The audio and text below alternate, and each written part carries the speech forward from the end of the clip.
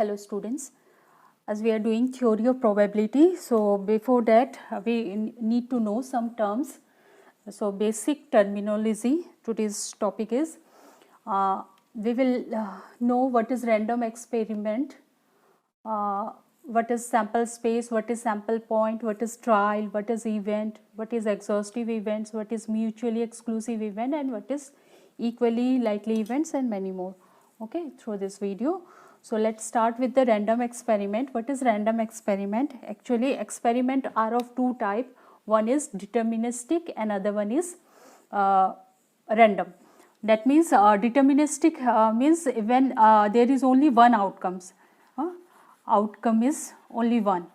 Then we call it deterministic experiment. That means it doesn't matter how many times we repeat the experiment, we will get the same result. Okay. And the other one is random experiment. Random means it has at least two outcomes. Two outcomes means it has not less than two or more than two.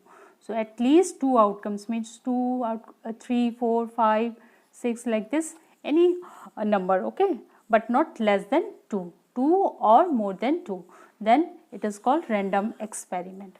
And when there is only one outcomes, then it is called deterministic experiment. So the characteristic or properties of random experiment is that it has two outcomes and we know all the possible outcomes, but result cannot be predicted. Okay, exactly what result will come, that cannot be predicted, but we know the all possible outcomes. Okay, so let's do one random experiment. Let us suppose we toss a coin. When we toss a coin, what we get, this is our sample space. We write S is equal to sample space. When we write within these braces, it is called, that means outcomes of a random experiment within these braces, then it is called sample space.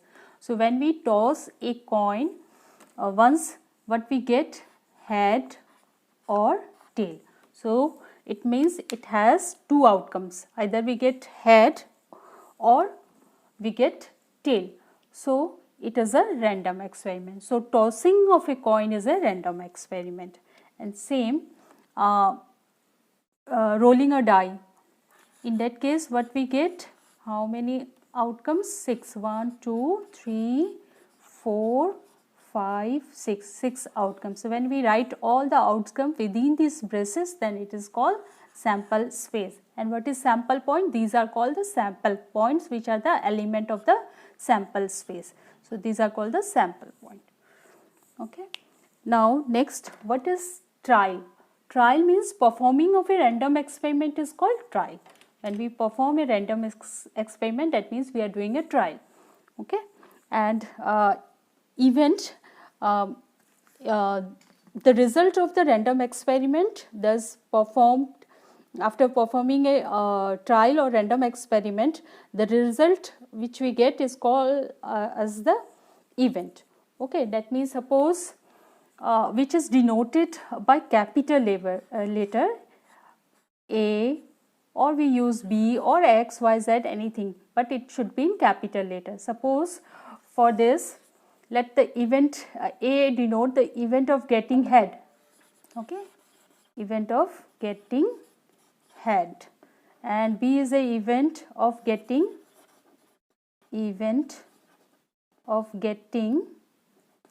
tail. So A and B are the two event. Okay, A denotes getting head in a single toss of a coin, or B denote getting tail in a single toss of a coin. So these are called event, and it is denoted with a capital letter and defined in this way. A is defined at getting head in a single toss or getting tail in a single toss of a coin. So, and when we are asked to find the probability of an event, then we use PA. It means probability of the event. As you know, it is favorable cases by total number of cases. Favorable cases, M or N, whatever you write. This is the favorable number of cases and this is the total number. So the probability of A is defined in this way, same probability of B. So this is the event and this is what? It is a probability. That means we are numerically evaluating the probability of this event A. Okay. So hope these things are clear. Now next is exhaustive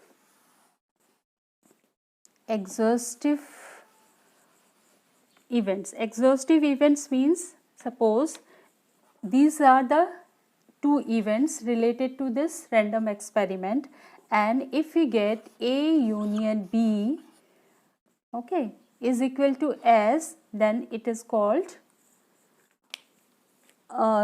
exhaustive events. Okay, as you know, union means the combination of these two events, because if A is defined getting head, that means A is equal to, within bracket, the case is favorable to the event A is only head, and the case is favorable to the event B is tail.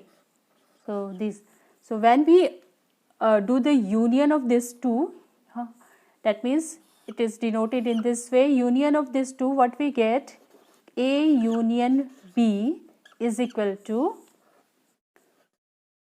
head comma tail. Okay, then it means it is what, S. So if the A union B is S, it means A and B are exhaustive events. Okay. Okay. And mutually exclusive means it is a disjoint type of event. That means if one happen, other cannot happen. So these two are mutually exclusive. When we toss a coin, if head happen, tail cannot happen. If tail happen, head cannot happen. So that means it is a disjoint and it restrict one. When one is happening, other is not happening. So that means it is restricting the other. So it is called mutually exclusive. Okay. Then equally likely event. Equally likely event means equally probable event. Here getting this event, that means getting head and getting tail, both are equally probable. Okay, these two events are equally probable. So in this single toss of a coin, we get that exhaustive event also. A and B are exhaustive events because union of this is equal to S, and these two are mutually exclusive event, because if head happen, tail cannot happen. If tail happen, head cannot happen. That means the simultaneously happening of these two event is not possible. Okay. So simultaneously happening of the event is denoted by A intersection B. That means two events A and B are happening together. Okay, if you are asked to find the happening of this, it is denoted by probability of A intersection B. That means we are finding the probability of happening of these two events, which is 0. So these two events cannot happen together, and if this happen, head cannot happen. If tail cannot happen, and when tail happen, head cannot happen. So these two events A and B are mutually exclusive also, equally likely also, because both are equally probable, means getting head and getting tail in a single toss of a coin is equally probable. So hope these things are clear.